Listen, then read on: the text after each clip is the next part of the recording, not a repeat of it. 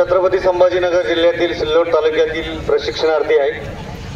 तर मित्रांनो, आपल्यावर ही जी वेळ आणून ठेवलेली आहे, तर ही वेळ फक्त मुख्यमंत्री आणि उपमुख्यमंत्री यांच्यामुळे आणून ठेवलेली आहे। कारण या 11 महिन्यांच्या अगोदर ज्या वेळेला हे कुठलंही प्रशिक्षण वगैरे काही नव्हतं, तर त्यावेळेला आपण कुठेतरी काम करत होतो, कुठेतरी पोट आपलं भरत होतो, आपल्या कुटुंबाचा उदरनिर्वाह आपण चालवत होतो।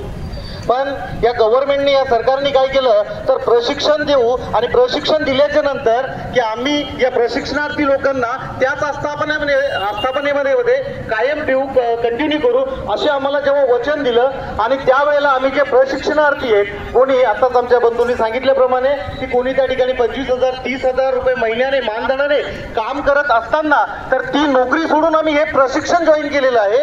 आणि हे जे प्रशिक्षण आम्ही आता जे जॉईन केलेलं आहे, तर या प्रशिक्षणामध्ये आम्हाला माहित आहे पगार कमी आहे, 8,000 6,000 8,000 10,000 हा पगार आहे।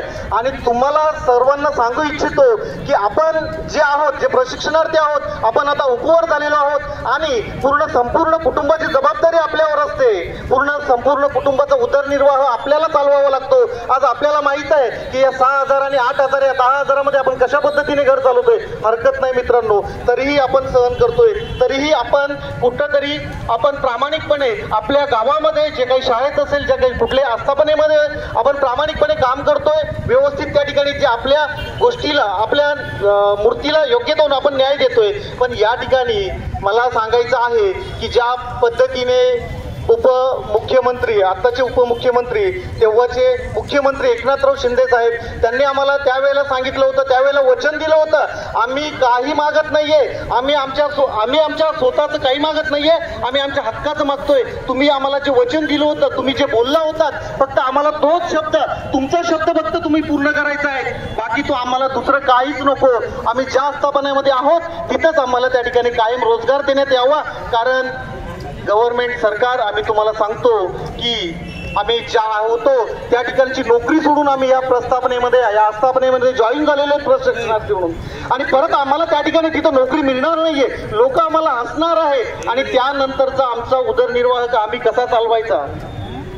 आमचे जे आई वडील असतील, जे बायका पोरं असतील, यांचा जो उदरनिर्वाह आहे तो कसा चालवायचा। म्हणून मी हे जे काही गव्हर्नमेंट सरकार असेल, देवेंद्र फडणवीस साहेब, एकनाथजी शिंदे साहेब, अजितजी पवार साहेब, तुम्हाला मी विनंती करतो की या ठिकाणी आमच्यावर जी वेळ तुम्ही आणलेली आहे, त्यानंतर आमचे जे तुकाराम बाबा, आज आपण या ठिकाणी पाहतोय की आजचा 4था दिवस आहे, अन्नाचा त्याग बाबांनी केलेला आहे, बाबांची तब्येत खालावलेली आहे। आणि सरकारला मी हेही सांगतो की जर बाबाच्या तब्येतीला, जर बाबांना काही जर झालं, तर हे प्रशिक्षणार्थी संपूर्ण महाराष्ट्रातील 1,34,000 प्रशिक्षणार्थी शांत बसणार नाही। आणि मग नंतर आम्हाला काय करायचं, मग सरकारला सळो की पळो करून सोडायचं की काय करायचं, हा नंतरचा विषय राहणार आहे। आणि आज आम्ही पाहतोय, आज आपण या ठिकाणी जे प्रशिक्षणार्थी इथं जमलेलो आहोत, जे प्रशिक्षणार्थी घरी असतील, बघत असतील, तर त्यांनाही मी अशी विनंती करतो की बाबांनो, या इथं या, सांगलीला या, बाबांचे हाल बघा की ज्या ठिकाणी आज बाबांकडे बघवल्या जात नाहीये। सांगलीचे जे आराध्य दैवत आहे गणरायांचं दर्शन घेऊन, अनेक महापुरुषांच्या स्मारकास अभिवादन करून बाबांनी जे 4 दिवसापूर्वी जे उपोषण चालू केलेलं आहे, ते आज तगायत आताही चालू आहे। आणि बाबांची तब्येत या ठिकाणी आपण पाहतोय की बाबांची तब्येत आता पूर्णपणे खालावत चाललेली आहे। आणि या गव्हर्नमेंटने अजूनही, या गव्हर्नमेंटला जाग येत नाहीये, अजूनही सरकारचा कोणताही संदेश आम्हाला इथं मिळालेला नाहीये।